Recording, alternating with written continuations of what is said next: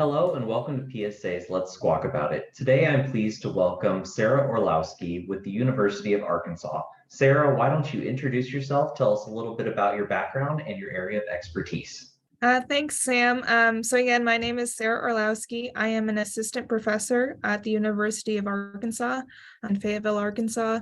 Kind of my area of expertise, besides being an extension specialist in poultry management, I've been focusing quite a bit into poultry genetics. My background in my graduate work was done at the University of Arkansas, working in poultry genetics. Well, Sara, today we are talking about water efficiency in chickens. So to kick us off, why don't you start by telling us a little bit of an overview of your research and what breed you're working with? Yeah, so with this water selection project, we're actually started with a line that we created here at the University of Arkansas back in 2015. We created a random bred population comprised of 4 different commercial broiler lines that were available at the time. And through a series of different matings and different crosses, we created this, what we call our modern random bred population. And again, this line's more just a snapshot in time of the industry, kind of what was going on back in 2015, but it does allow us to kind of come up with different selection programs that we can utilize instead of focusing on one specific commercial line. So from that random bred population, we were able to begin a selection program for both a water efficient and water inefficient bird. Very briefly on kind of how we do that, our pedigree structure for this modern random bred population is made up of 24 sire families. And with the technology that we were working with Alternative Design to develop, we were able to come up with 24 floor pens that we could test these birds with. So what we do is we get a hatch of birds from this modern random bred population. We put them into our commercial floor pens equipped with a low flow water monitoring system. And we're able to measure water intake on a very small number of birds. And we'll do that for about 4 weeks. And that gives us some family information that we can select on. After 4 weeks, we do have some individual units that we can measure water intake on. So we'll take some male individuals from some top and bottom forming families. We'll put them into our individual selection and we'll measure water intake on them until about 6 weeks. And from there, we get all this information on water intake. From that random bred population, we were able to designate those families into one of 2 research lines. Very good. Yeah. And you mentioned, the selective breeding, and I understand that you have been breeding 3 different groups of birds, and you're currently preparing for the 4th generation from these group of birds. So from the 3 generations that you've bred so far, what have you learned from them? So our 3 different groups that we have, so again, we have that control population, our modern random bred. We kind of keep that included each generation of selection just to make sure that our selection program is kind of doing what we want. We're kind of diverging, I guess, away from that random bred population.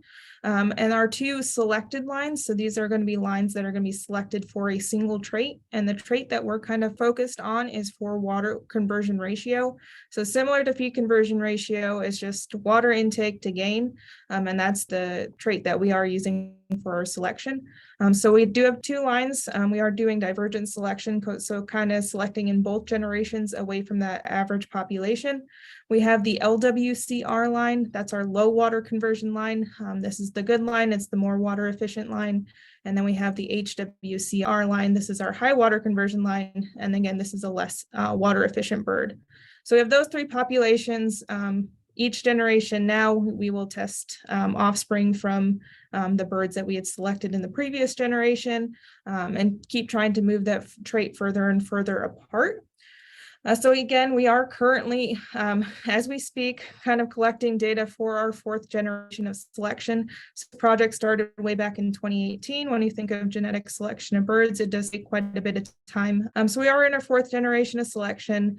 After the first probably 1 or 2 generations, those lines were still very similar in terms of their water conversion ratio to that modern random bred control.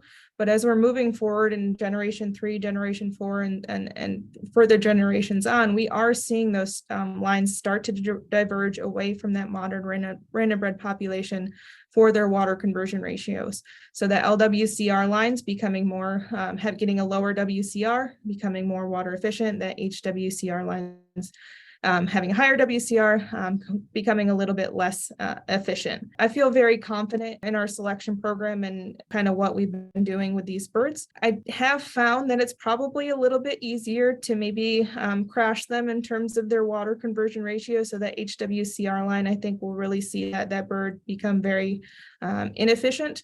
But that LWCR line, I mean, we have these birds that have been selected for body weight gain and feed conversion and a lot of similar efficiency related traits. And I think along with that has come the water conversion as well.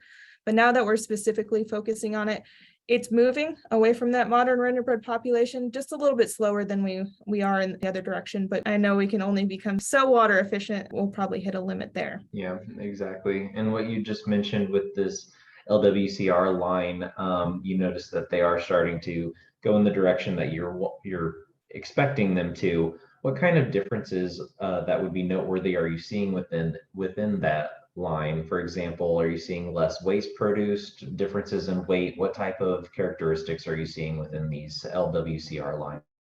Yeah, so the LWCR line, again, they're getting more water efficient, but we've also been tracking feed intake as well as body weight gain as we do our selection. And one of the concerns we had is selection for a more water efficient bird would have a negative impact on body weight. After generation 3, we haven't seen that. Again, body weights are just as heavy as their random bred counterparts. And we've also actually seen a slight improvement on feed conversion as well. So a little bit lower feed conversions with the LWCR line. When you're selecting for a certain trait, you want to make sure you don't have any negative impacts on any other important traits. So we do have a good body weight, and we do have a slight improvement in feed conversion as well. As far as some other things that we may have noticed, some of it's more just anecdotal, but this current generation that we looked at, what we did kind of notice is that pens with the birds with the LWCR line, their litter looked a little bit drier than the other generations. So that's, again, very promising. Maybe the water that they're consuming is going more towards those production traits and less of it's kind of just flowing through them out onto the litter. And another thing we noticed, again, more just anecdotal at this point, but we're going to look into it kind of more in the future. The female breeders from that LWCR line tended to come into production a little bit sooner and have a more sustained production than the HWCR line. Breeder traits was not something we were initially looking at, but will be something that we look at in the future. We are in generation 4, but probably in generation 5. This is really when we're going to look at the response to selection to see what have we changed within these populations for selection for water efficiency. So we can look at anything from gut health, maybe doing semi-myria challenges. Heat stress is a big one when you think about water scarcity, probably almost hand in hand with heat stress. So are these more water efficient birds? Are they able to adapt to heat stress a little bit better? We'll also look into maybe meat quality. Again, water intake may have a big impact on meat quality. We're getting, again, generation 5, we'll probably look to identify some different genetic markers. Maybe these markers will be useful in another selection program. And there's just so many opportunities now that we have these populations established that we can really look at what have we changed? Are they good? Are they bad? And how we can kind of manage those. Yeah, it's pretty interesting that you did notice drier pens and that it seemed like it wasn't really impacting their production at all, as far as weight gain and all of that stuff. That's pretty interesting stuff. And again, it probably goes without saying the impacts that this research could have, especially with, fresh water availability around the world. But how do you foresee this ultimately benefiting the world's population in terms of feeding a growing world and what we mentioned about fresh water availability? Yeah, so when we started this selection program, we know water is important, but we really wanted to see what would happen if we selected for a more water efficient chicken. Is it possible? And I think a big reason why primary breeder companies, so the ones that do select these lines of broilers, why they haven't implemented WCR in the kind of their selection programs, is that the technology to accurately and efficiently measure water intake was kind of lacking. So that was really a big part of our project, is to pretty much develop the technology to be able to measure low flow water intake, measuring water intake on an individual bird. We are very, very close to having that technology ready to go for those primary breeder companies. So they would be able to get those individual measurements and be able to include those in their selection indices. Having a water efficient line of chickens is just huge when we think of how we're going to feed that growing population. Again, poultry is one of the most efficient proteins, doesn't mean we can't make it more efficient. And when you think of, even in the US, we see periods of water scarcity. It's kind of one of those things we take for granted, I think. But anything we can do to kind of improve our sustainability and our water usage is going to be huge moving forward when we think of how we're going to feed that growing population while freshwater availability is decreasing. If we compare that LWCR line, that's our most kind of water efficient line, this current generation, and if we compare that to our modern random bred control population, so not the divergent lines, but just comparing that LWCR line to the modern random bred control, in that 4-week period, they consumed almost 400 grams less water per bird. So if we kind of apply that to the 9 billion broilers that were produced in the US, we can be capable of saving over 3.5 million liters of water just by selecting for water efficiency. And that's huge. Again, it is something we take for granted, but it's really something that should be on our minds moving forward so we can have a sustainable future. Yeah, absolutely. Those numbers are pretty remarkable. That's awesome. So important stuff going forward. So thank you for what you guys are doing. Before we sign off here, Sarah, is there anything else that you would like to say or plug in? I always like to thank you to my lab.